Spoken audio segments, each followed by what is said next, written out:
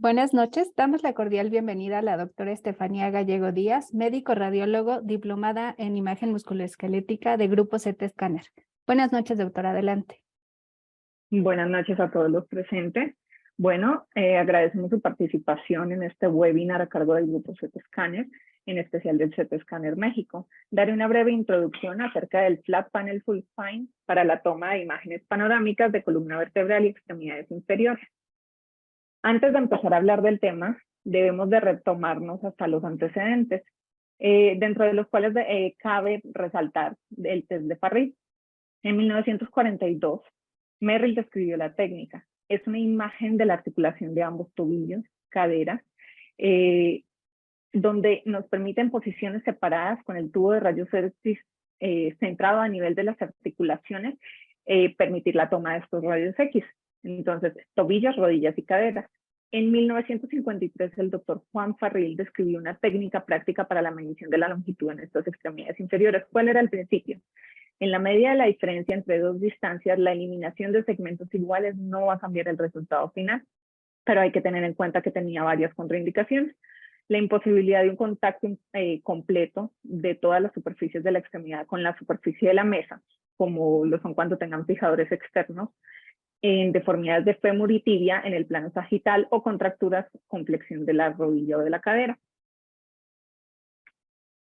Y aquí les puse unos ejemplos de cómo se hace este test de Farris. Se sigue utilizando, pero debido a las contraindicaciones, pues hemos visto que tenemos otros métodos de proyección de imagen para la toma de estas radiografías panorámicas, y los parámetros para medir o landmarks deben estar incluidos en la radiografía. De no ser así, no se podrá evaluar la discrepancia y se tendrá que repetir la técnica. Es por esto que el acortamiento tibial, femoral y el acortamiento funcional no va a poder ser evaluado si no tenemos los parámetros adecuados. Y aquí están los diagramas donde demuestran en qué parte de la articulación se debe hacer cada una de las medidas. Y ahora, hablando de la actualidad, debemos de tener dos conceptos claros. La radiografía computarizada usa un sistema analógico para toma de exposiciones de rayos X de la manera habitual. Usa chasis específico, no convencional, es con placa de fósforo. Después de tomar la exposición, el chasis pasa por un lector DCR, donde la imagen se escanea a un formato digital. Y estos chasis de fósforo se pueden borrar y reutilizarse. En cuanto a la radiografía digital o DR, utiliza un sensor que toma la imagen directamente y la pasa a computador.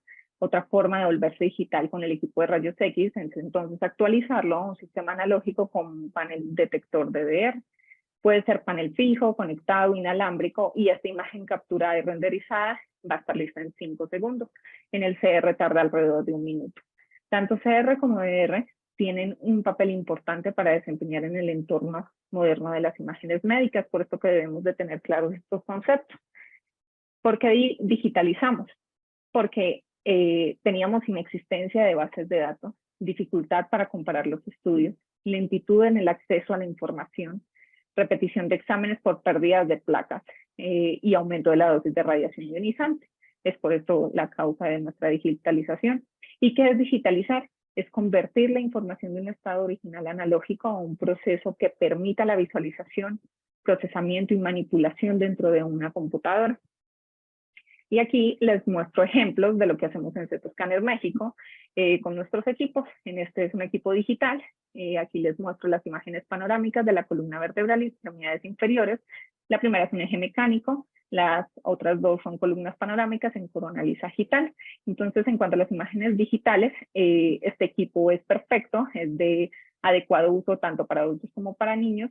Lo único es que tiene disparo, vamos a hacer de 3 a 4 imágenes dependiendo de la altura del paciente, y cada imagen va a llevar un disparo. Este disparo lo que hace es pues que une las imágenes, el procesamiento y posterior a esto se digitaliza la imagen. Con las imágenes en flat panel full spine, panorámicas de la columna vertebral y extremidades inferiores, tenemos otro equipo especial para la toma de estas.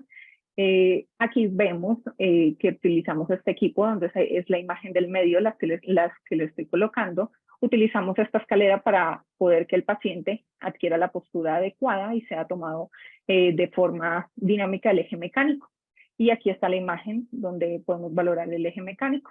En este utilizamos una imagen tipo CR, con chasis de fósforo, y con esta imagen solo hacemos un disparo, pero usamos 3 tipos de chasis diferentes. Todas dos tienen sus ventajas, son magníficas para la realización de esta toma de estas imágenes, y lo importante para esto es que al decir que en esta solo llevamos un disparo, pues preferimos hacerla en niños, y en adultos dejamos la imagen digital, pero las dos funcionan perfectamente para ambos. Y en el futuro vamos a traer un nuevo equipo al CT Scanner, y en este podemos encontrar las soluciones digitales que van a poder ser accesibles y aún así cumplir con los estándares de alta calidad que se necesita. Este nuevo equipo ofrece una solución DR completa y escalable. La combinación del DR con el CR adicionales va a permitir la captura de todos los exámenes radiográficos generales y estudios complejos, como por ejemplo pues el CR de pierna completa, de columna completa, como los estamos viendo, el eje mecánico, columna panorámica, con toma única, con gran precisión y calidad de imagen. El trabajo entonces será más fluido y su calidad será excelente, adaptándose a las necesidades reales. Va a contar con un software independiente que proporciona un excelente contraste de detalles, y esto mejora una calidad de imagen consistente y el fundamento para un diagnóstico eficiente. Y bueno, hasta aquí sería la breve introducción para dar paso al primer ponente, el doctor Juan Ricardo Salazar Palomeque. Él es especialista en radiología e imagen del sistema musculoesquelético. Es experto en lesiones deportivas, espondilitis anquilosante, síndrome de salida torácica, resonancia musculoesquelética, ultrasonido de caderas y radiología ortopédica. Estudió la licenciatura en la Universidad Autónoma Metropolitana y la especialidad en el Hospital General de México. Continuó sus estudios con 2 altas especialidades en radiología intervencionista e imagen del sistema musculoesquelético, este último en el Instituto Nacional de Rehabilitación. Le damos la bienvenida, doctor Juan Ricardo Salazar. Muchas gracias por la presentación, y a todos los que están esta noche acompañándonos. Siempre es un horario un poquito complejo, pero bueno, pues siempre estamos con la mejor intención de compartir con ustedes lo que estamos haciendo.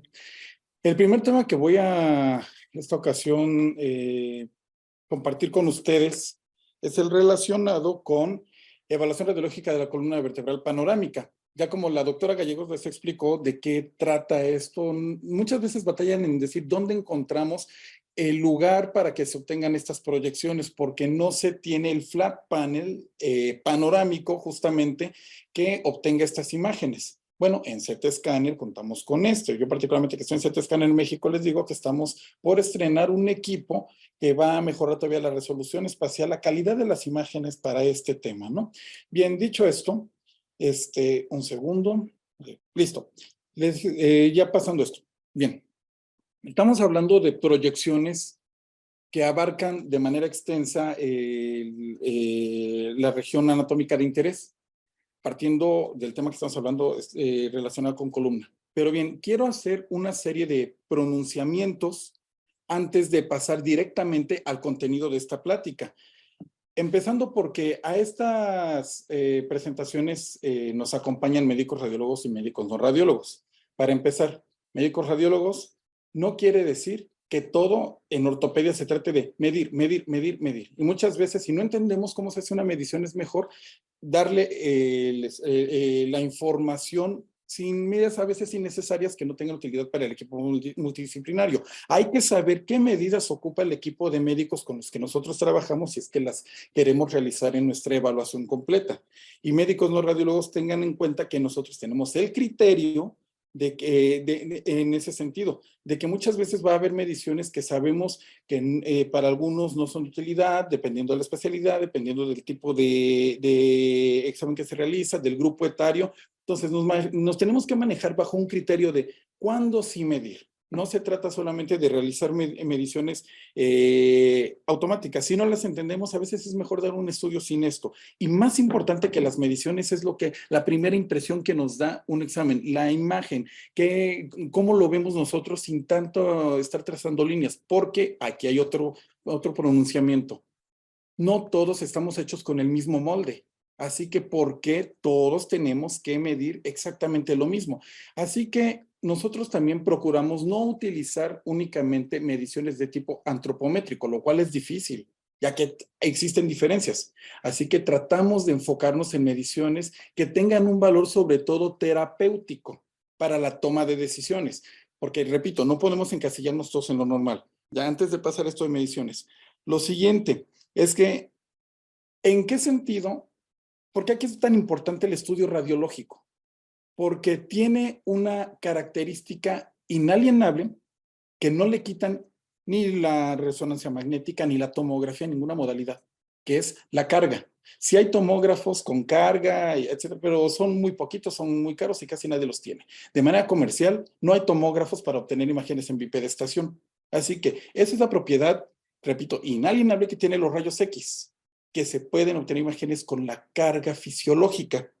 Y finalmente, vamos a entender que va a llegar un momento en que este va a ser un tema de la inteligencia artificial, donde vamos a ir por todos estos métodos de deep learning, machine learning, alimentando un algoritmo en el cual nosotros debemos tener la capacidad de dar criterio y saber cuándo se están obteniendo bien las imágenes en los sistemas automatizados. Ya hay muchas aplicaciones, no es necesario ser experto en mediciones. En lo que nos tenemos que volver expertos es en criterio. Dicho este pronunciamiento, veamos lo que les quiero compartir respecto a esto. Primero, en fisiología, el cono de economía, descrito por Duval, Buper y Duboisset. Esto a principios de la década del 92. Esto es bien importante porque tenemos que entender que existe todo un trabajo muscular que implica mantener la postura de bipedestación y que la distribución de cargas va a depender realmente del equilibrio o, bueno, la armonía que hay entre las curvaturas fisiológicas y la orientación o la alineación frontal de la columna. Entonces, hay desviaciones hacia adelante, hacia atrás, derecha o izquierda, que van a ser suficientes para incrementar el trabajo de la musculatura vertebral, así como que van a ser suficientes para llevar una discrepancia en distribución axial de cargas, y eso va a derivar en la patología vertebral degenerativa. Entonces, tenemos que entender esto. Es bien importante la alineación. No encasillar a una persona como normal o anormal, como vamos a ver, sino hacer una evaluación que nos permita conocer cuál es su estatus en bipedestación en términos de alineación. Bien, pues aquí con nuestro modelo vamos a empezar viendo lo relacionado con el estudio radiológico. Bien. Primero, tal vez no nos enfoquemos de entrada inmediatamente en lo anormal, pero ¿qué conceptos debemos tener en cuenta? Vamos a enlistar las siguientes estructuras anatómicas. Bien, primero, T3, T12 y, bien, las vértebras de T3 hacia T1 las vamos a llamar segmento torácico proximal. De T3 a T12 va a ser el segmento torácico principal y de T12 a L4 el segmento toracolumbar. Esta división no es arbitraria. Claro que no es por características anatómicas, pero sí tiene un origen biomecánico. Siguiente, L5 y el sacro como una unidad en este punto. L5 le pertenece más a la pelvis y al sacro que el resto de los segmentos torácicos. Después vamos a tomar en cuenta hasta arriba el extremo o la parte superior, lo que carga la columna toracolumbar, C7, y de ahí la cabeza, ¿verdad? Además, tomemos en cuenta a la cintura escapular y a la cintura pélvica, porque a final de cuentas la alineación de estos cuerpos vertebrales en una vista anteroposterior nos va a hablar del equilibrio que va a existir para la alineación de la cintura escapular y la cintura pélvica, que deben estar alineados al final de cuentas. Bien, dicho esto, para hablar de este tema de alineación, si la columna está bien alineada, no hay curvaturas anormales, pues bien, conocer la distribución de la alineación de arriba hacia abajo y de abajo hacia arriba debe ser la misma, por lo que esto lo podríamos evaluar tomando en cuenta una línea plomada que parta de C7, o la línea vertical sacrocentral que bisecta el sacro, perpendicular a ambas crestas ilíacas, y esto prácticamente debe coincidir. Si estas dos líneas coinciden, pues estamos hablando de que existe un equilibrio en la vista frontal, ya que cuando hay alteraciones de la alineación anteroposterior, puede existir un desfase de estas líneas, que nos va a dar un desbalance coronal. Si se va a la derecha, la línea plomada a la derecha del sacro es un desbalance coronal positivo, y si se va a la izquierda es un desbalance coronal negativo. Tomen en cuenta que esto es porque los cirujanos de columna leen las proyecciones al revés, porque al paciente lo ven de una vista posterior. Así que para ellos lo negativo en esa vista va a ser hacia la izquierda del paciente y lo positivo hacia la derecha del paciente. No es que las tracen mal, porque de repente después me dicen, ¿qué pasó ahí? No, esto sucede, que lo ven al revés al paciente. Pero bueno, lo ideal es que estas líneas, mientras no hayan problemas de alineación, estén juntas, ¿no? Entonces, si todo está alineado, bien, no tengo ningún problema de equilibrio y por lo tanto no tengo un problema de equilibrio muscular. En la vista lateral, bien, tomándola de manera apropiada con el paciente, que tiene que estar descalzo, aquí solamente es el modelo anatómico, por cierto. Bueno, vamos a encontrar lo siguiente, además de una vértebra limbo que tenemos en L3, vamos a tomar en cuenta las siguientes referencias. Nuevamente, fíjense, aquí vamos a marcar en amarillo a S1, L5, también tenemos ahí nuestro T12 y tenemos nuestro T3, porque vamos a tener, pues bueno, la misma división. ¿Por qué es que existe esta división que les digo? Porque T1 a T3 le pertenecen a la lordosis que viene del segmento cervical. Por eso es que su biomecánica es diferente a la que viene de T4 a T12, donde hay una curvatura sifótica en el segmento torácico. Y es por eso que se dividen, por esa diferencia biomecánica. Ahora bien, C7, vamos a ver el equilibrio, ¿no? Del balance. Si trazamos una línea plomada, bueno, antes de pasar a C7, la línea plomada, más bien veamos las siguientes referencias. Vamos ahora a tomar en cuenta L1 a T11 y T5. ¿Por qué? Porque son las que utilizaremos para evaluar las curvaturas fisiológicas. Bien, T5 y T11 nos permiten obtener la cifosis. ¿Por qué T5?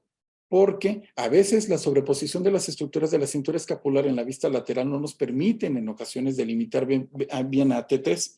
Entonces podemos tomar a T5 y a T11 y con esto trazar el ángulo de Cobb y, bueno, valorar del grado de cifosis. Pero también la lordosis, L1, S1, con valores considerados como normales, pero repito, no debemos andar encasillando como los que les muestro aquí. Hay una medición que quiero mencionar, que no les muestro aquí, que es la lordosis segmentaria, que esa se obtiene de L4 a S1 y tiene importancia en la distribución de cargas, sobre todo también para fines quirúrgicos. Ahora otra cosa. No tratemos siempre de encasillar en normal o anormal. Siempre reporten los valores obtenidos únicamente, porque también existen, fíjense, porcentajes diferentes de cifosis lordosis en proporción. Y allí les recomiendo que revisen los 4 tipos de columna escritos por Russoli. Cuando vemos eso entendemos que no todos tenemos por qué estar iguales. Hay parámetros generales, sí, pero también existen diferencias entre individuos que debemos tomar en cuenta. Pero bien, midamos la cifosis, midamos la lordosis y reportémosla. Bien, ahora la relación en términos de equilibrio, línea plomada de C7, pero ahora su referencia va a ser el margen posterior superior de S1. Y aquí, por ejemplo, encontramos que tenemos un desfase, se encuentra posterior respecto a S1. Y es que la posición que guarde la línea plomada respecto a S1 puede ser neutra, o puede representar un desbalance sagital. Cuando la línea plomada cae por delante es un desbalance sagital positivo y cuando la línea plomada queda posterior a S1 es un desbalance coronal negativo con un valor de más o menos 20 milímetros podríamos tomar en cuenta. En este caso, a manera de ejemplo, podríamos decir que tenemos 25 milímetros. Pues ya hablamos de un desbalance sagital negativo.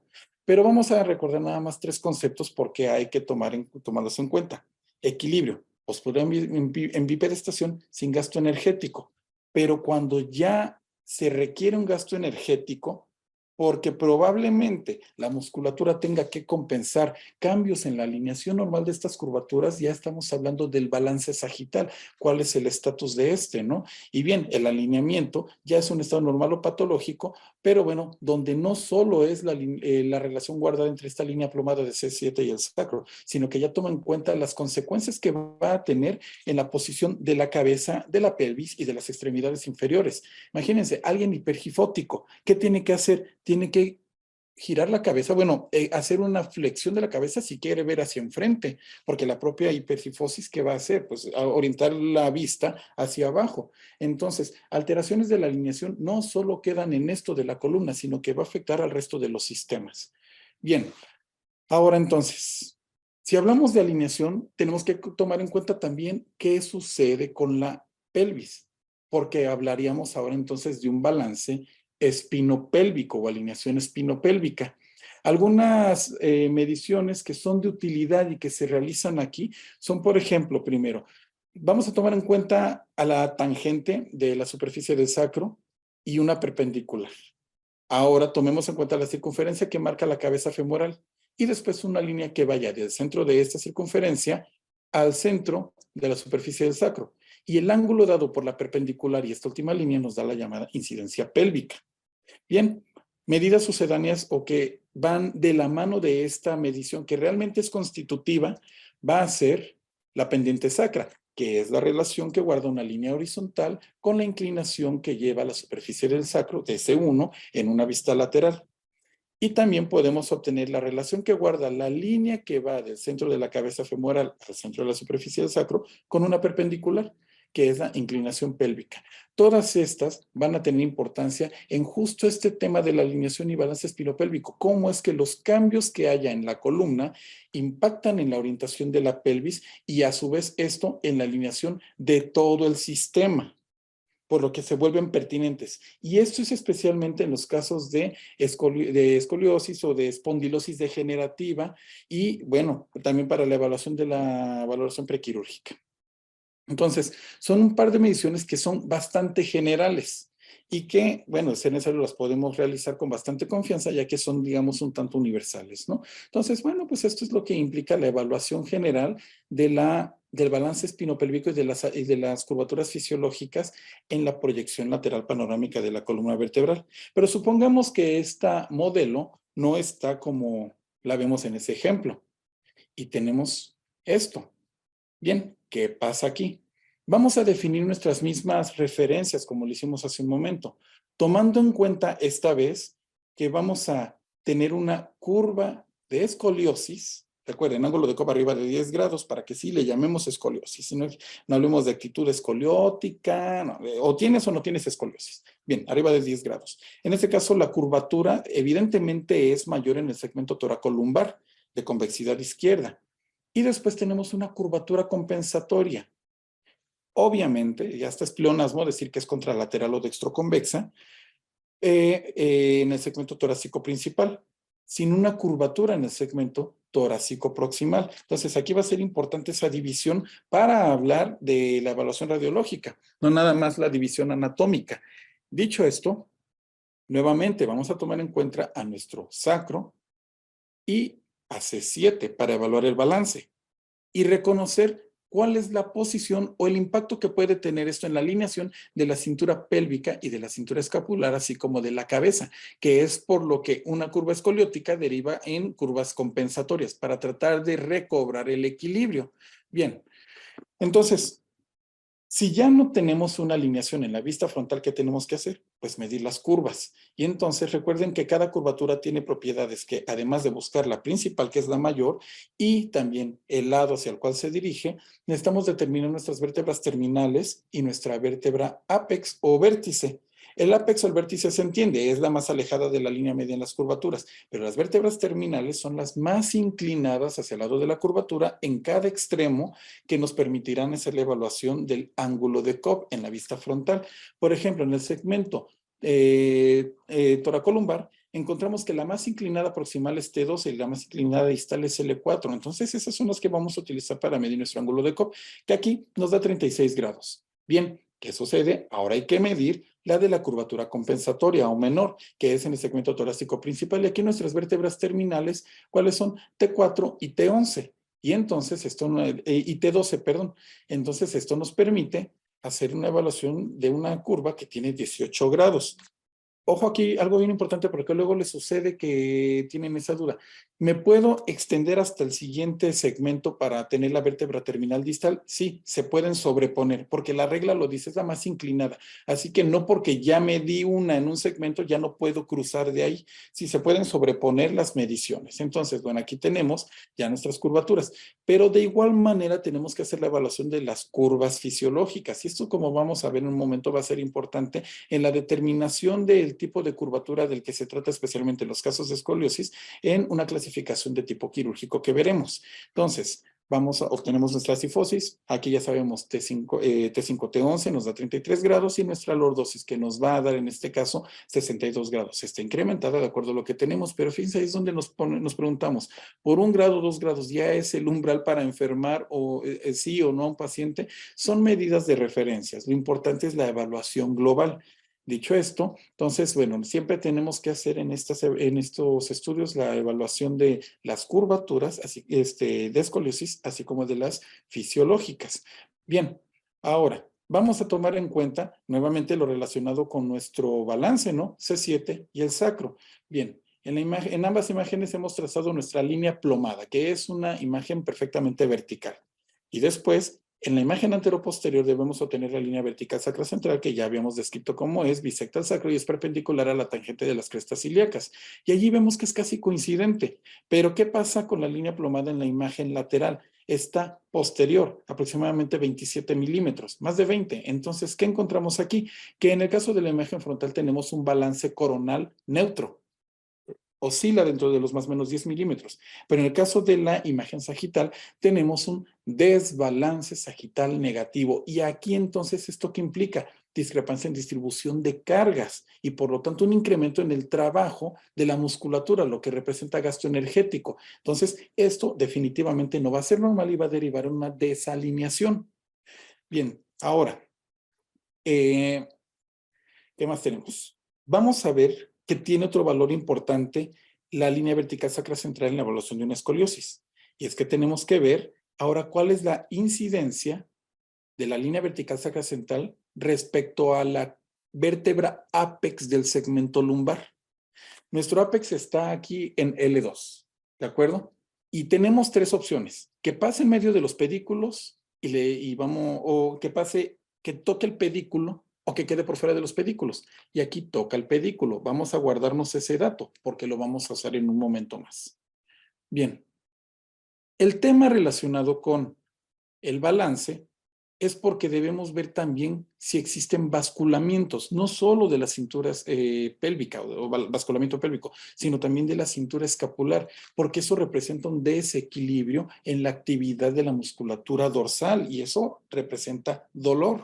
Entonces, ¿qué vamos a hacer? Bien, antes de medir esto, otra cosa que hay que recordar y que es también un punto clave que debemos reportar: la madurez esquelética. Claro, si hablamos de un paciente ya de 30 años, bueno, eso no es un tema importante, pero sobre todo sabemos que el tema de escoliosis va a afectar a la idiopática especialmente. Tiene un punto crítico entre los 10 y los 18 años, que es cuando la caracterizamos como escoliosis del adolescente, perdón. Y es que ya se acerca a la madurez esquelética, así que siempre hay que decir cuál es el grado de madurez. Y entonces recuerden que esto lo representa la osificación de las crestas ilíacas. En este caso, que ya está completa pero no fusionada, decimos que es un grado 4. Entonces, porque de eso depende la urgencia que se tenga de realizar un tratamiento quirúrgico conservador. Bien, entonces, ¿qué encontramos aquí en cuanto al balance? Vemos un basculamiento pélvico izquierdo de 14 milímetros. Aquí el importante es el que está descendido, no es el que está elevado, no es que crezca además de extremidad, es el descenso. La dismetría es importante sobre todo para el lado disminuido, es 14 milímetros, pero es mucho más confiable y reproducible una medición cuando se hace en las cabezas femorales, porque hacer un embudo y tridimensional la pelvis luego se sobreestiman. Y bien, también es recomendable hacer la evaluación del basculamiento de la cintura escapular, porque a final de cuentas una curvatura compensatoria en una escolosis trata de recobrar el equilibrio.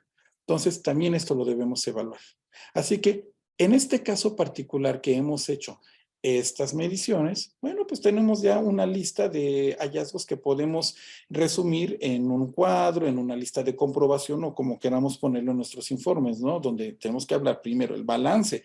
En este caso, ¿qué tuvimos? Un balance coronal neutro y un desbalance sagital negativo.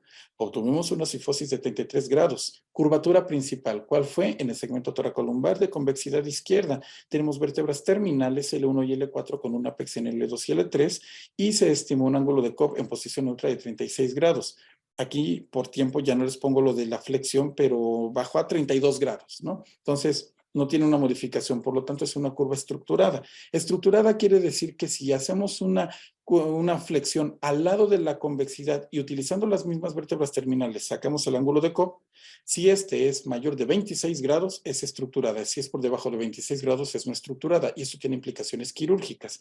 Bien, tenemos una curvatura secundaria en el segmento torácico principal, la convexidad a la derecha con terminales T4, T12 y apex en T7, 18 grados, con la flexión a la derecha, corrige a 0 grados y entonces no está estructurada. Probablemente si son los instrumentos, se opera o se maneja el segmento lumbar, el segmento torácico principal solito va a recuperar su alineación. No tenemos otra curva secundaria, porque de tenerla la tendríamos en el segmento torácico proximal, pero ya no la tenemos. Hay unas categorías quirúrgicas como son la vértebra estable y neutra, que bueno, en este momento por tiempo ya no la escribo, pero bueno, aquí las ponemos, y con esto vamos a dar la clasificación de acuerdo al sistema de Elenchi y colaboradores, que es de tipo quirúrgico, para reconocer cuál es la extensión del tratamiento que se debiera o que se puede proponer a los pacientes, ¿no? Esto ya lo hace definitivamente el cirujano de columna, pero bueno, esto en este caso es una curvatura tipo 5 porque el segmento principal, la curvatura principal, perdón, está en el segmento toracolumbar y ya no tenemos ninguna otra curva estructurada. Por eso es el 5. N mayúscula de neutro, es el modificador torácico. Eso es cuando la cifosis queda entre 10 y 40 grados. Y el modificador lumbar, B. ¿Qué quiere decir eso? ¿Recuerdan la intersección de la línea vertical sacra central con el apex, con la vértebra apex? Cuando pasa entre pedículos es A, cuando toca el pedículo es B y cuando queda por fuera es C.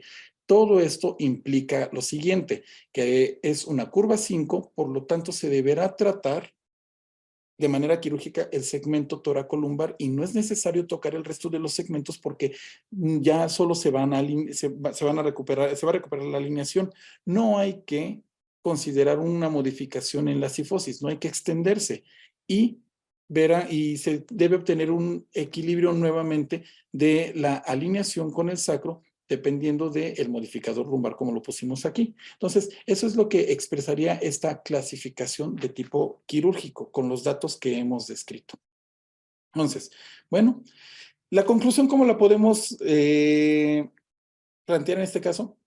Escoliosis de curvatura principal levoconvexa de 36 grados en el segmento toracolumbar con curvatura menor en el segmento torácico principal de 18 grados. Es una estructura, Daniel, tenemos que ponerlo. Corresponde a la categoría 5NC de Elenchi y colaboradores. Siguiente punto, bien importante, no debe faltar en sus informes desbalance sagital negativo y balance coronal neutro. Y entonces también hablar del basculamiento, que en este caso es pélvico izquierdo 12 milímetros y habría que considerar la posibilidad de una dismetría de extremidades inferiores, fíjense. Y madurez esquelética grado 4, de acuerdo con la escala de Risser. Finalmente, si existen o no anomalías morfológicas vertebrales o fallos de fusión en elementos posteriores, especialmente personas jóvenes. Bien, lo primero entonces siempre es definir la escoliosis, las características de manera apropiada. Segundo, siempre se debe de hablar de balance. Tercero, siempre se debe mencionar la madurez esquelética, especialmente personas jóvenes. Y finalmente, siempre se debe hablar de las características morfológicas de los cuerpos vertebrales o láminas posteriores para descartar en lo posible una escoliosis secundaria, probablemente alguna anomalía congénita. Y bueno, en términos muy generales, pues esto es lo que, este tema puede llevar mucho tiempo, pero traté de resumir en este momento qué es lo que evaluaríamos en el estudio radiológico panorámico de la columna vertebral, que no es para ver vértebra por vértebra, claro, la vamos a evaluar, pero no es para ahorrar dinero y tómale una panorámica y ya sacamos todo, no, no. El objetivo de las panorámicas es alineación, es una evaluación ortopédica. Vamos a ver con detalle lo anatómico, ciertamente, pero si mi interés es ver la lumbar, espondilosis, no, le tomo su AP lateral de lumbar. No esto no es para ahorrar, esto es para evaluar aquello que, repito, no va a tener ninguna otra modalidad, que es el efecto de la carga axial en nuestras estructuras de soporte, donde destaca la columna vertebral. Y bien, pues con esto termino esta parte de la presentación y cedo la palabra. Muchas gracias, doctor Salazar, por su excelente plática. Doy paso al doctor Miguel Herrera Pérez. Él es especialista en radiología e imagen con un fellow en la imagen del sistema musculoesquelético. Algunas de sus áreas de interés son lesiones deportivas, enfermedades reumatológicas, ultrasonido articular, radiología ortopédica, tumores óseos y enfermedades articulares degenerativas. Estudió su licenciatura en la Universidad Autónoma de Chihuahua y realizó la especialidad en el Tecnológico de Monterrey. Posteriormente continuó sus estudios con el diplomado del sistema musculoesquelético a cargo del grupo CT Scanner. Le doy la bienvenida, doctor Miguel. Muchas gracias. Hola, buenas noches. Muchas gracias a todos por su asistencia. Muchas gracias a la doctora Estefanía por la introducción. Pues continuando con la agenda del día de hoy, pasamos a hablar del tema de evaluación radiológica del eje mecánico en extremidades inferiores. Y bueno, para dar inicio, me gustaría comenzar hablándoles sobre las indicaciones del estudio y cuál es la razón por la que se solicita. Una de ellas es la evaluación de la longitud de las extremidades. Esto es para encontrar si existe una dismetría entre ellas, y su utilidad clínica es que sirve para una evaluación prequirúrgica en el caso de un reemplazo articular de rodilla, ya que si el paciente tiene una dismetría en las extremidades, la simetría fisiológica se puede corregir en el transoperatorio o en el postquirúrgico. Otra de las utilidades es la evaluación de la alineación tibiofemoral en valgo o en varo, y esta desalineación se mide con los ejes anatómicos y ejes mecánicos, de los que voy a hablar más a detalle más adelante. Y también la importancia de esto es que en el caso de una artroplastia de rodilla, si queda el paciente con una desalineación en valgo o en varo, nos puede llevar a una disminución en la durabilidad del reemplazo articular, esto por la discrepancia en la distribución axial de las cargas. Otras indicaciones, esta última es una muy específica que nosotros no realizamos de rutina, solamente en casos específicos, en el caso de una planificación de esclerotomías. Esto es nos ayuda, son los ángulos de articulaciones según Paley. Entonces, estos ángulos nos ayudan a evaluar la anomalía subyacente de una alteración de la alineación. Y estos ángulos se toman en relación con los ejes anatómicos y los ejes mecánicos. Enseguida pasemos a la técnica del estudio. ¿Cuáles son las características cuáles son los parámetros que se tienen que llevar para obtener un estudio óptimo? Entonces, se trata de una radiografía, un estudio radiográfico panorámico de extremidades inferiores, el cual es una radiografía de la totalidad de la extremidad con el haz en dirección antero-posterior. En nuestro centro utilizamos un software manufacturado por AGFA, que se llama FLFS, por las siglas de Full Leg, Full Spine o Full Panel. Entonces se puede adquirir de manera automática o manera manual. Ahora, en cuanto al posicionamiento del paciente, el paciente debe estar en bipedestación y sin calzado, ¿sí? La posición de la rodilla, o sea, los cóndilos femorales deben estar alineados de manera paralela al chasis, y esto se obtiene acomodando de manera ventral a las rótulas, y las rodillas deben estar completamente extendidas.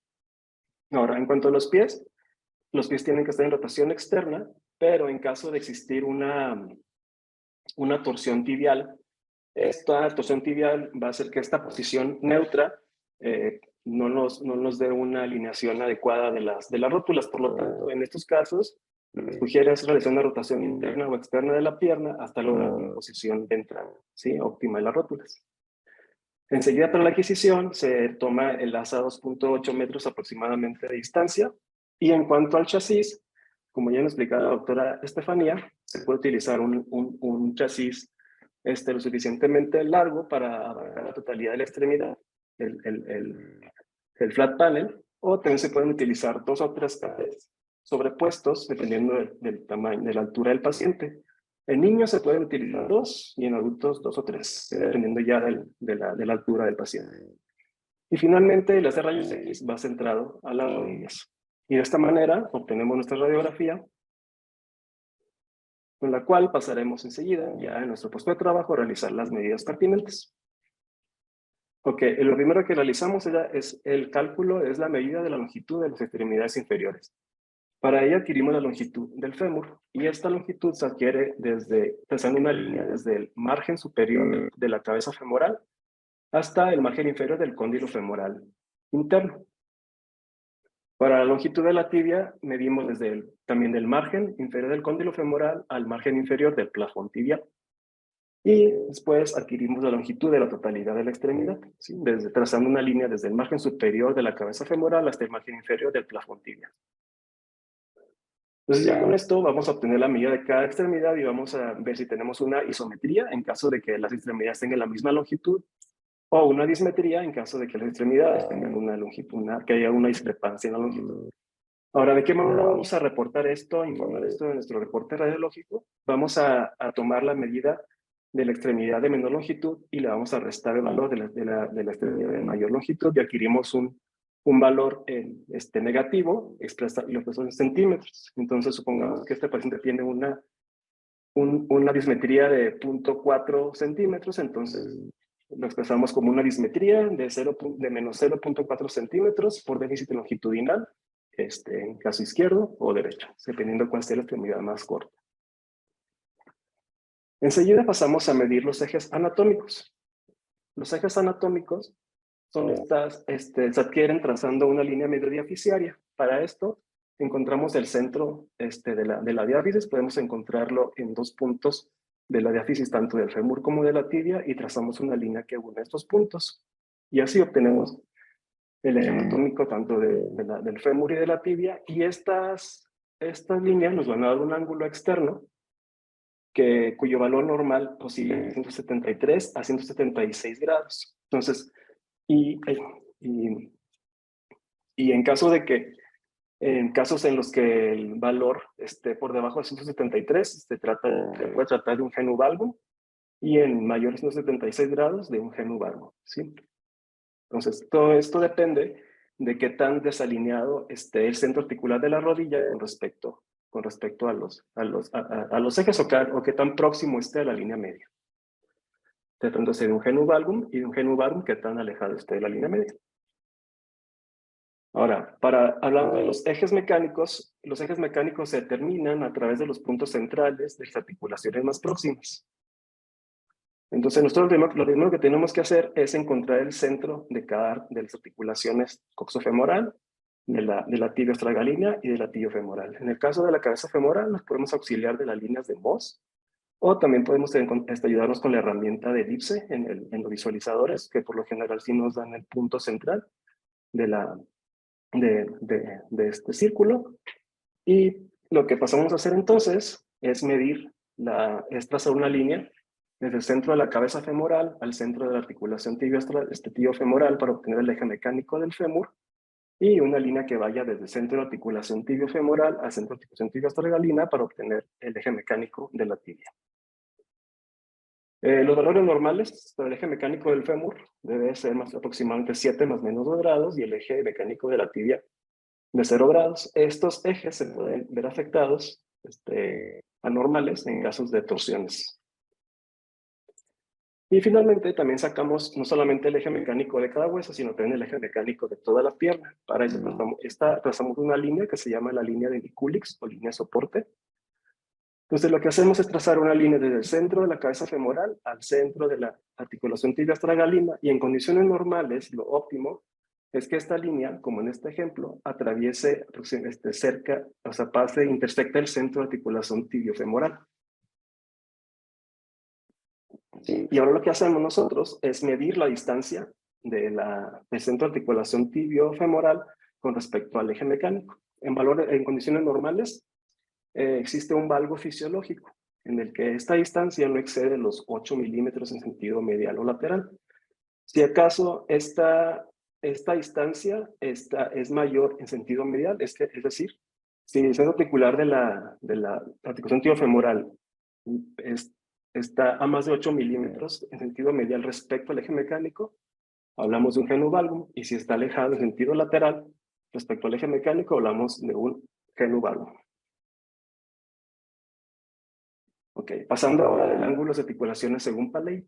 Como les comentaba, estas mediciones se hacen en casos muy específicos y nos sirven para analizar la deformidad subyacente de la anomalía del eje.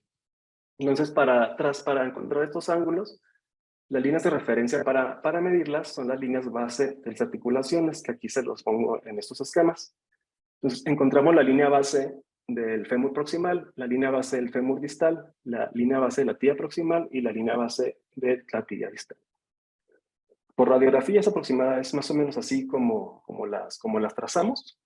Y ahora ya con estas líneas vamos a calcular los ángulos en base con los ejes anatómicos y mecánicos de cada hueso.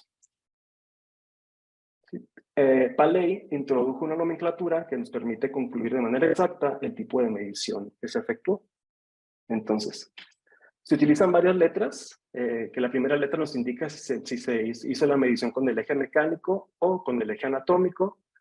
La segunda, si se realizó en la porción lateral. la extremidad o en la porción media de la extremidad. Y la siguiente, POD, para ver si se hizo una medición proximal, ya sea en femur proximal o distal, tibia proximal o tibia distal, y finalmente FIT, para ver si es una medición realizada en el fémur o en la tibia, y la letra denominar al ángulo. Aquí en esta tabla les pongo unos cuantos de los ángulos que podemos obtener. En realidad pues son la mitad de lo que podemos medir. Y aquí vemos cuáles son los valores normales, los valores medios. Vemos cómo la mayoría se acercan a los 90 grados y con sus valores de oscilación. Ahora les voy a mostrar cómo se trazan estos ángulos. Bueno, comenzamos para el eje mecánico. Encontramos primeramente el centro articular coxofemoral, el centro articular tibiofemoral, trazamos nuestro eje mecánico femoral y trazamos nuestro eje mecánico tibial, encontrando el centro de articulación tibio-astragalina. A continuación, trazamos las líneas base. La línea base femoral proximal, la línea base femoral distal, la línea base tibial proximal y la línea base tibial distal. Y ahora vamos a las denominaciones de estos ángulos. Entonces aquí vemos cómo este es el ángulo femoral lateral proximal medial, ¿sí? De eje mecánico. Vemos cómo la M indica que es mecánico. Aquí tenemos el ángulo femoral lateral distal mecánico, el ángulo tibial proximal medial mecánico y el ángulo tibial lateral distal mecánico, ¿sí? Y ahora para calcular los ángulos con base en los ejes anatómicos, pues primeramente trazamos nuestras líneas mediodeficiarias para encontrar el eje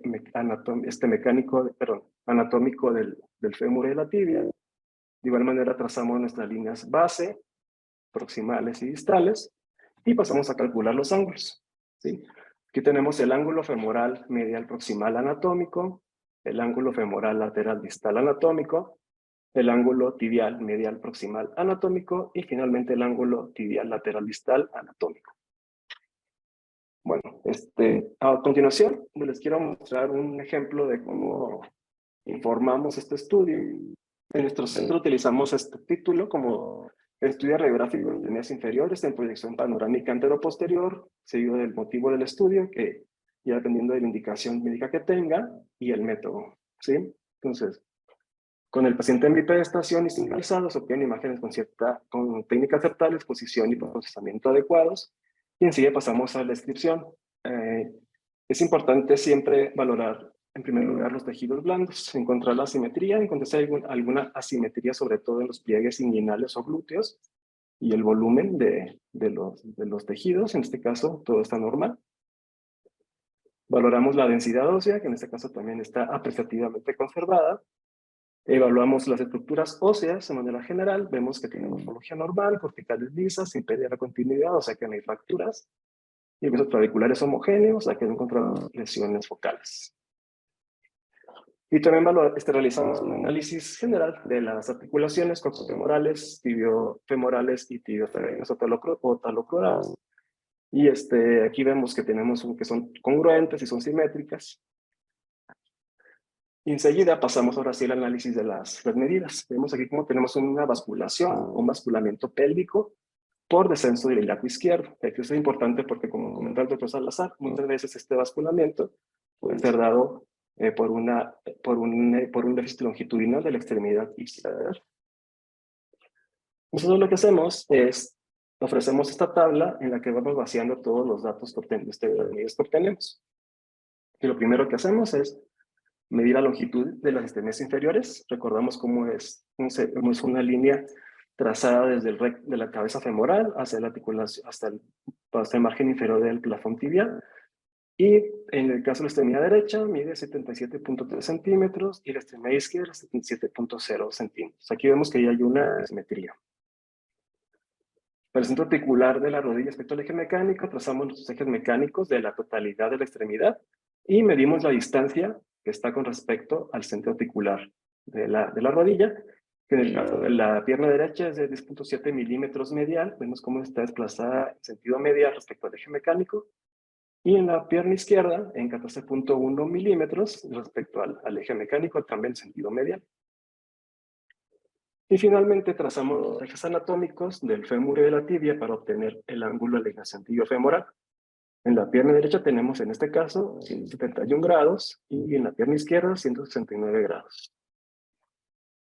Y ahora ya con todos estos valores obtenidos, pasamos a la conclusión. Entonces tenemos una dismetría de extremidades inferiores de menos 0.3 centímetros por déficit longitudinal izquierdo, así como una basculación pélvica por descenso dilato izquierdo de 11 milímetros y finalmente como la desalineación en ambas extremidades, el desplazamiento del centro articular de la rodilla supera los 8 milímetros sentido medial. Tenemos una alineación tibiofemoral en genu valvum bilateral de predominio izquierdo. Y pues por mi parte sería todo por el momento. Muchas gracias por su atención.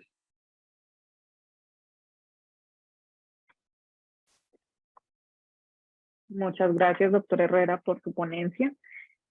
Continuamos con la segunda charla a cargo del doctor Salazar, la cual está titulada como Evaluación de anteversión femoral, torsión tibial y distancia TTTG por tomografía y resonancia magnética. Muchísimas gracias, doctor, por su ponencia. Bien, pues volvemos con esta parte para finalizar. Es breve, porque vamos a ver directamente que independientemente de la modalidad, se trata de hacer una sobreposición de imágenes, pero hay que tomar en cuenta un principio fisiológico aquí. Les voy a compartir que, bueno, luego con las pláticas que vamos con los residentes, esto en la parte ortopédica lo vamos abordando siempre empezando desde la parte fisiológica, son algunas anotaciones que hacemos de la parte fisiológica, pero cuando hablamos con ellos, siempre destaco un aspecto importante, que es el relacionado con los núcleos de osificación secundarios. Bien, vamos a tomar en cuenta lo siguiente. Tenemos núcleos de osificación secundarios en huesos largos, no nada más en huesos largos, eso lo quiero señalar, sino en todos los que tengan un mecanismo de osificación de tipo endocondral.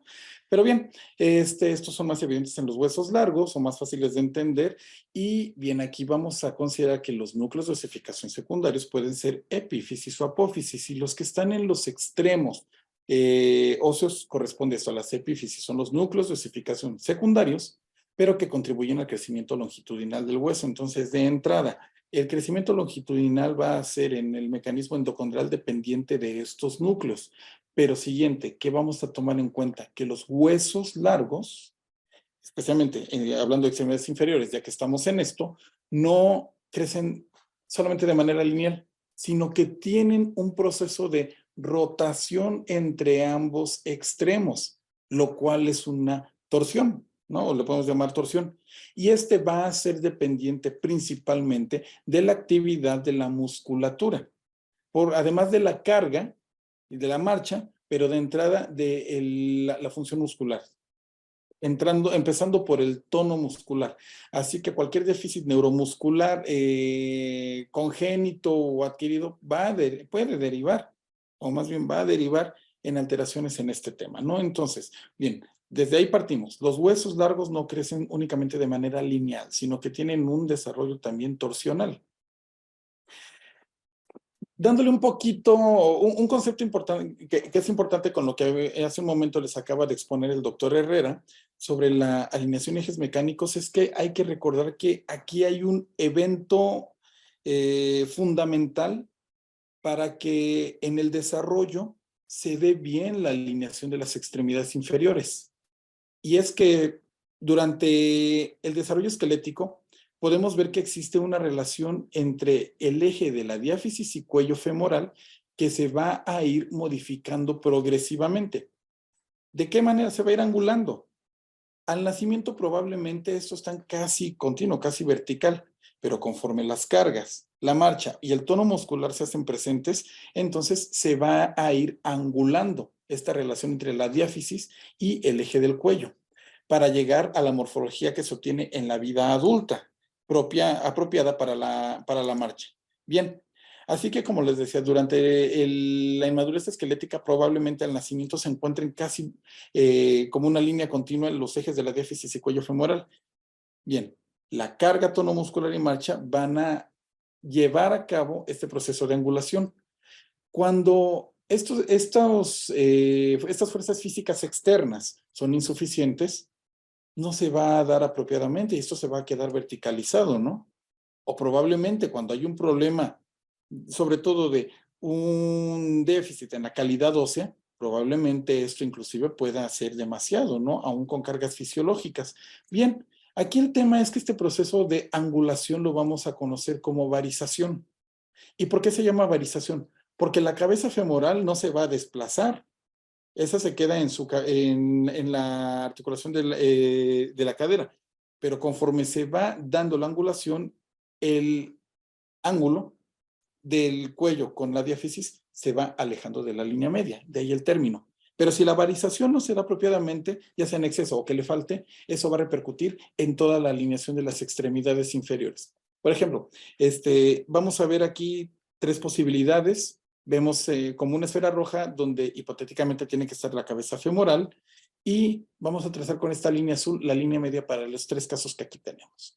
Bien, ahora vamos a ver en el centro que existe una angulación cérvico-diafisaria del fémur, consideremos que fisiológica. A la izquierda de la diapositiva vemos que aquí no se dio tanto, le faltó, ¿no? Y en el lado derecho de la diapositiva podríamos decir que esto es excesivo, ¿no?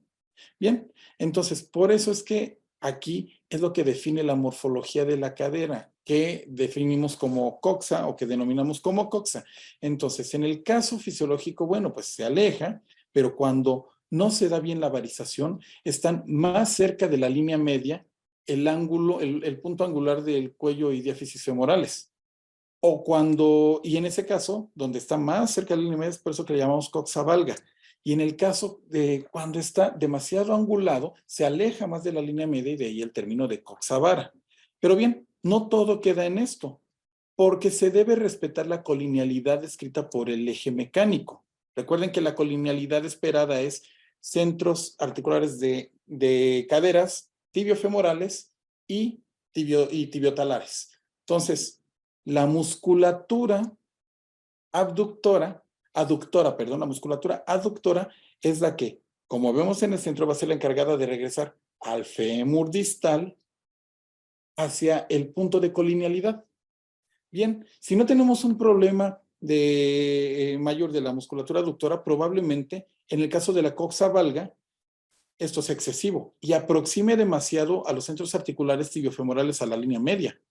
Y probablemente cuando tenemos una coxa vara no sea suficiente este proceso y ni siquiera lo aproxime bien a la línea media. Bien, ahora, el plano de sustentación será el mismo, por eso es que en el caso fisiológico, bueno, eso se mantiene. Antes de lo anterior, quiero señalar que cuando tenemos entonces una coxa valga es probable que se asocie un genu valgo, porque están demasiado aproximadas las rodillas a la línea media. Y en el caso de la coxa vara es probable que tengamos un genu varo, porque probablemente las rodillas no van a aproximarse lo suficiente respecto a la colinealidad esperada con los ejes mecánicos. Bien, entonces, el plano de sustentación deberá ser el mismo, así que generalmente respeta más la colinealidad respecto a las caderas, y entonces, bueno, pues ya también eso representará la alineación que deberán llevar las tibias. Pero ahora, estas alteraciones en la alineación, o bueno, las consecuencias de la alineación van también a repercutir en la orientación que lleve el pie.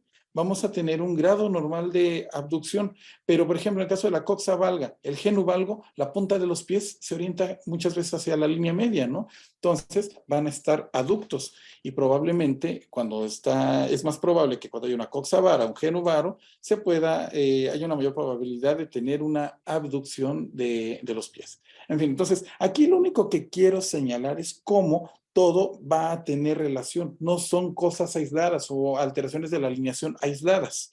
¿Y esto qué tiene que ver con esta parte que me toca? Porque ya el doctor Herrera les explicó bastante bien toda esta parte de ejes. El tema aquí al que quiero llegar es que ya dijimos, no solamente es el crecimiento longitudinal, si el crecimiento de los huesos largos también tiene un problema rotacional, las alteraciones de la alineación van a derivar en problemas rotacionales también. Y es que en el caso, por ejemplo, del genu varo o genu valgo, vamos a tener consecuencias. Bien, hablemos de la anteversión femoral, que es la parte que me interesa más porque guarda relación con la anterior. Para hablar de la anteversión femoral, ya dijimos, La rotación, pues es la relación entre el extremo proximal y el extremo distal de un hueso largo. Bien, lo vemos en el fémur proximal. Así que, ¿cuál va a ser mi referencia del fémur proximal? Cabeza y cuello femoral. Y mi referencia del fémur distal, pues bueno, va a ser los cóndilos. ¿Qué vamos a hacer aquí? La línea de referencia a la que coincide con el plano coronal del cuerpo, en teoría, pues es la línea bicondilia posterior. Y vamos a ver qué relación anatómica guarda con aquella línea que se traza partiendo del centro de la cabeza femoral y que pase por el centro del punto más estrecho del cuello. Bien, puede ser que esto esté excesivamente inclinado o puede ser que inclusive esté invertido. Lo que sea, la relación angular que hay entre la dirección que lleva el cuello femoral con la línea bicondilia posterior nos va a dar el grado de anteversión siempre y cuando sea anterior a la orientación que lleve el cuello femoral. Puede estar excedida o incluso puede estar invertida, en cuyo caso hablamos de una retroversión femoral. Así que la anteversión femoral puede ser excesiva cuando tenemos un problema de coxa valga y todo lo que esto deriva. O podemos tener una tendencia a la retroversión femoral probablemente más favorecida con la coxa vara y todo lo que esto deriva. Todo guarda relación aquí. Bien, pero ¿cuál va a ser el problema? ¿Cómo va a repercutir esto en la alineación como lo hemos dicho? Fíjense, aquí a la izquierda y arriba de la diapositiva ponemos la posición que va a adoptar el cuello femoral cuando inicie la marcha. ¿Cómo se va a adaptar a la cavidad acetabular? Bien, entonces, cuando se adapta así, si no tenemos ningún problema de anteversión, los cóndilos femorales van a quedar bien alineados al plano coronal del cuerpo. No tenemos ningún problema.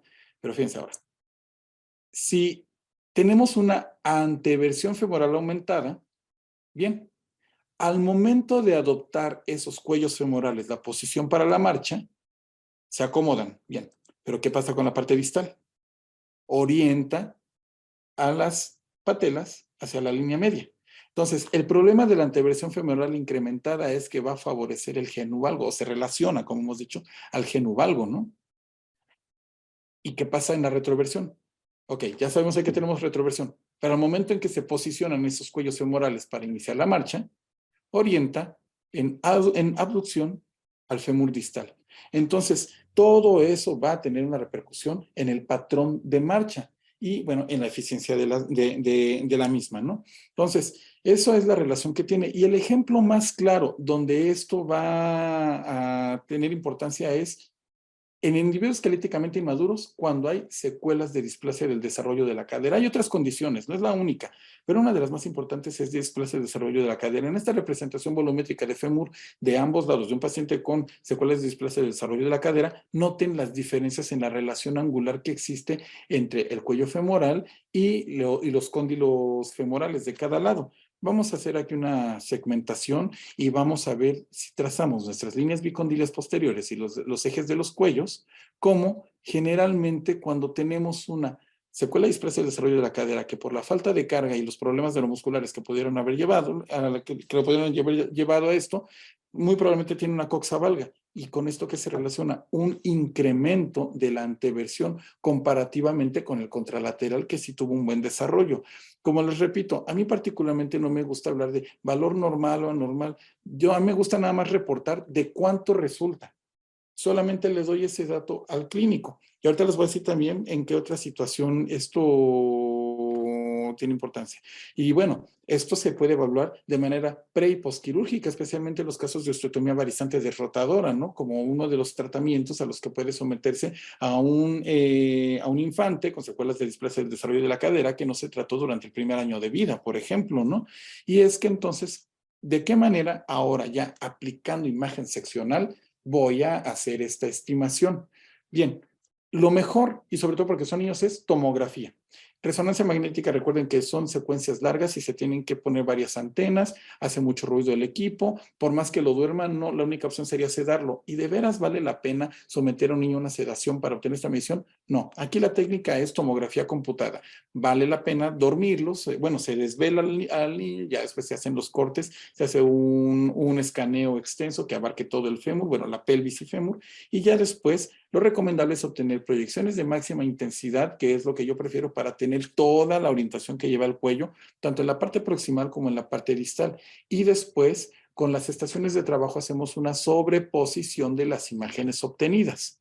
Y así entonces la estimación de la anteversión será trazando en esta sobreposición de imágenes la línea bicondilia posterior y el eje del cuello femoral, como en este caso que se estima de 33 grados y de 38 grados. Les repito, no se trata de catalogar al paciente como normal o anormal. Vamos a poner una medición, especialmente si el paciente tiene valores basales en el seguimiento. Bueno, pues esto le servirá para la evaluación de control al ortopedista pediatra, que generalmente son los que van a, bueno, que son los únicos de los únicos que van a tratar esto, ¿no? Ahora, pero no nada más va a ser en este caso, también en el adulto podemos evaluar esto. Puede ser sí por secuelas de displasia de desarrollo de la cadera en el adulto o cualquier otra condición que derive en osteoartrosis avanzada, donde la única posibilidad terapéutica sea la artroplastía total. Entonces, en este caso también, aunque sea un adulto, en este caso se hace lo mismo, se hace un escaneo extendido y se obtienen, yo prefiero, proyecciones de máxima intensidad, se obtiene una imagen A y B para los fémur proximales, una imagen C y D para los fémur distales y nuevamente se hace la sobreposición. Entonces, ya con esto, línea bicondilia posterior, bueno, aquí primero eje del cuello femoral, la línea bicondilia posterior y ya con esto obtenemos los resultados de anteversión femoral. Hay otro principio que hay que tomar en cuenta, además de lo que ya les dije, que no todos estamos hechos igual y no tenemos por qué medir exactamente igual y por eso ya categorizarnos como enfermos, ¿no? Sino simplemente debemos considerar que pues, cada organismo es distinto. Otra cosa, la marcha tampoco nadie la tiene exactamente igual. Entonces, aquí lo que prefiero es reportar tanto el lado sano como el lado que no es sano, el valor de anteversión, que ya será de utilidad en las decisiones que tome el cirujano de reconstrucción articular. Ya para el posicionamiento del reemplazo. Bien, puede utilizarse como referencia quizá la contralateral, no lo sé, pero el hecho aquí es que cuando hacemos nosotros tomografías de pelvis en caso de osteoartrosis, siempre nos vamos a extender hasta el fémur distal, porque cuando uno hace tomografía ortopédica, siempre se debe preguntar, ¿estoy contestando exactamente lo mismo que dirían los rayos X?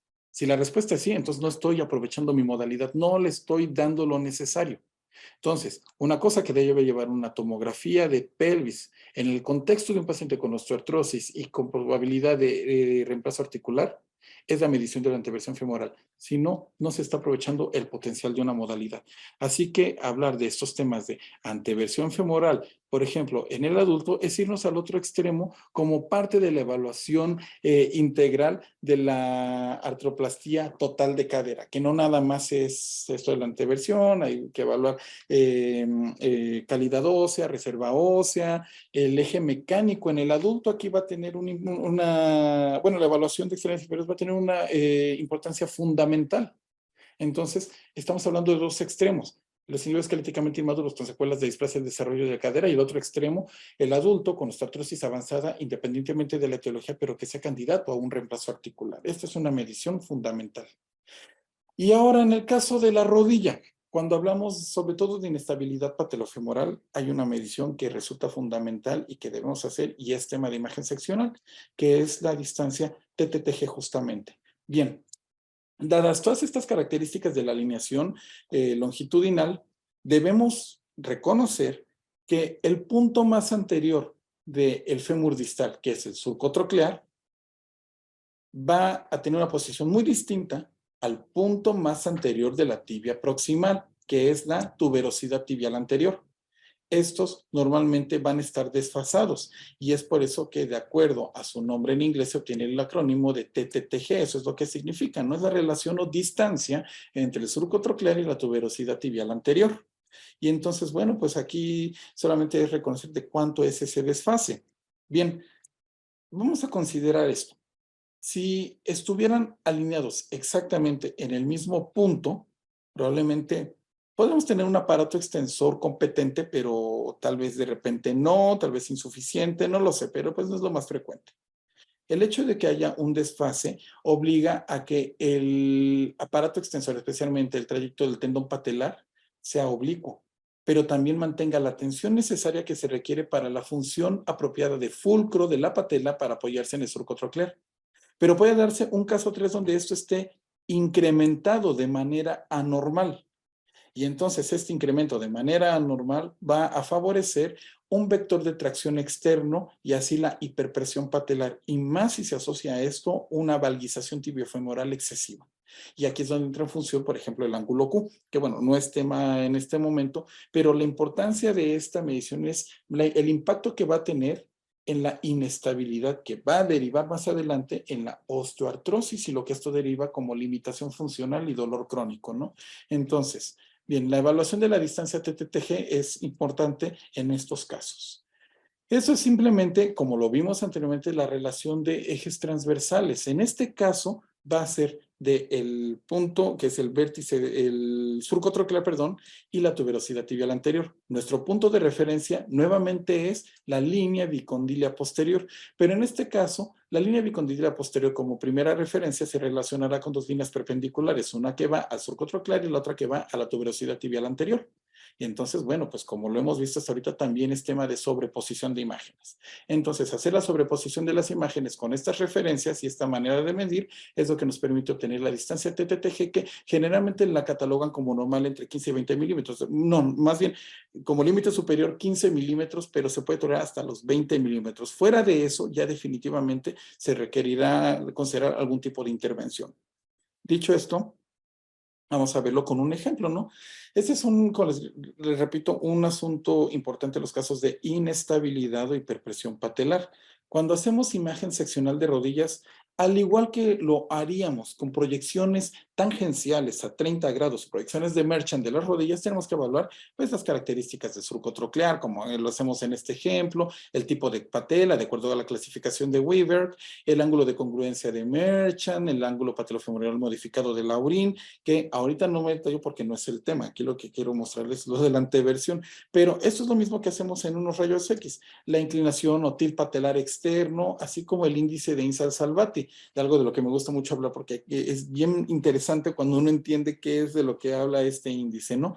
Pero nuevamente, esto si lo obtengo en tomografía, es lo mismo que puedo obtener en unas placas radiográficas y en un estudio de proyecciones tangenciales de rótula. ¿Qué es el extra que debe llevar mi evaluación en estos casos? Cuando es por tomografía, la distancia TTTG. Entonces, aquí les muestro el ejemplo de seleccionamos un corte A, que es el surco troclear. Estrictamente las guías dicen donde la vertiente troclear medial sea 1/3 de toda la superficie troclear. Bueno, y el otro corte debe ser al nivel de las tuberosidades tibiales anteriores. Se hace la sobreposición, como ya lo hemos mencionado. Después se traza la línea bicondilia posterior y sobre esta dos perpendiculares. Una que va al surco troclear y la otra que va a la tuberosidad tibial anterior y finalmente se obtiene la distancia. Y en este caso noten que es de 23 milímetros en el lado derecho y 20 milímetros en el lado izquierdo. De entrada encontramos aquí un surco troclear de 158 156 grados. Aquí tenemos una displasia troclear. Si vemos el topograma, porque este es el topograma de la imagen por tomografía, vemos que de entrada sin ver tanto esas características de los huesos largos, el volumen nos habla que puede haber ya alguna alteración de base, ¿no? Pero vaya, a esto se ha asociado una displasia troclear que junto con el incremento de la distancia TTTG favorecen la inestabilidad y el déficit clínico funcional del aparato o mecanismo extensor de la rodilla. Pero bueno, esta es la forma en que se mide. Y pues es tema de la inestabilidad patelofemoral. Y como pueden ver, este es un resumen que les pongo a los residentes. De aquí me gusta obtener alguna información hacia el lado izquierdo del ángulo Q, por lo que el eje mecánico no escapa de la evaluación de la inestabilidad patelofemoral, porque este evalúa el vector de tracción externo de la patela. Y bueno, pues esto es lo que les compartí el día de hoy. Ya les decía, no es un tema de tomografía y resonancia. La resonancia, bueno, se obtiene sobre todo en adultos, pero es más de imagen seccional mediante tomografía computada. Y bueno, esta es la intervención que tengo con ustedes hoy sobre este tema de intervención femoral y distancia TTTG. Muchas gracias, doctor Salazar. por sus ponencias, agradecemos a todos su atención. Y bueno, quiero pasar al módulo de preguntas y respuestas. Va a ser algo corto por el tiempo. Hemos tenido varias preguntas que hemos podido responder en el chat, pero tengo en especial 3 preguntas que le voy a realizar a los doctores. 2 de estas son para el doctor Salazar. La primera es, doctor, ¿siempre se deben realizar proyecciones dinámicas de la columna panorámica? Bien, lo ideal en el protocolo, sobre todo en la evaluación de escoliosis idiopática o de individuos jóvenes, sí, siempre se debe de realizar. Sin embargo, hay que tomar en cuenta que las curvaturas principales, las más grandes, siempre ya son estructuradas, están arriba de 25, 26 grados aún con la flexión, y generalmente esas, si el individuo todavía no llega a la madurez esquelética y tiene menos de 30 grados, ya no van a progresar al pasar la madurez esquelética. Pero si son mayores de 30 grados, probablemente, y ya llegó la madurez esquelética, van a ir progresando. Pero no hay tanta necesidad de comprobar justamente cómo se modifica en las principales. En las curvaturas secundarias o compensatorias, sí, allí vale la pena, siempre y cuando sean mayores de 26 grados. Porque, por ejemplo, como en el caso que pusimos, teníamos una compensatoria de 18 grados y de nada sirve haber hecho su flexión a ese lado porque no está estructurada, se va a corregir solita tras el tratamiento del segmento lumbar. Entonces, lo ideal es sí obtenerlas, pero hay que tomar en cuenta estos principios, sobre todo que la exposición a radiación y sobre todo cuando se requieren seguimientos estrechos de tiempo. Perfecto, doctor. La segunda pregunta es, ¿estas proyecciones cómo deben ser solicitadas para que el estudio de columna panorámica lleve todo el análisis completo? Bien, pues en general, todas las proyecciones panorámicas de columna vertebral deben llevar todo este análisis.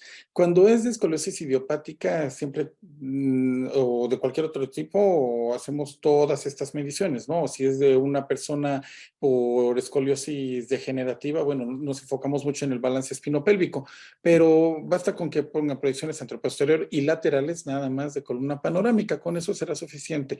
Bien, hay que tomar en cuenta que si desean que vayan las de flexión, sí las tienen que especificar. No van, digamos, en automático en la evaluación general de columna panorámica. Así que o piden AP lateral o AP lateral y dinámicas con flexión laterales. Así es como las podrían solicitar. Muchísimas gracias, doctor. Para el doctor Herrera, le tenemos una pregunta. ¿Se puede realizar el estudio de eje mecánico por tomografía, doctor? Ok, sí se puede realizar, sobre todo cuando hacemos la adquisición, la adquisición inicial para hacer la planeación de nuestro estudio. Sin embargo, la limitación que tiene esto es que solamente nos va a servir para medir la longitud de las extremidades, ya que va a estar limitado porque como no es un estudio en bipedestación, mecarraxial, los ejes anatómicos y los ejes mecánicos no van a dar las mediciones adecuadas, ya que recordemos con la extensión, la área sentido femoral se puede modificar, por lo tanto lo óptimo es la bipedestación. Como comentaba el doctor Salazar previamente, hay equipos de tomografía donde se puede realizar en bipedestación, pero pues son muy escasos. Pero por lo general, si en caso que un paciente no pueda tener la bipedestación, se puede realizar un estado de tomografía y simplemente nos va a ayudar para medir la longitud, para determinar la discrepancia de las extremidades. Perfecto, doctor. Muchas gracias por su respuesta. Y bueno, agradecemos a todos de nuevo. Nos despedimos. Ha sido un placer compartir con ustedes este espacio de aprendizaje.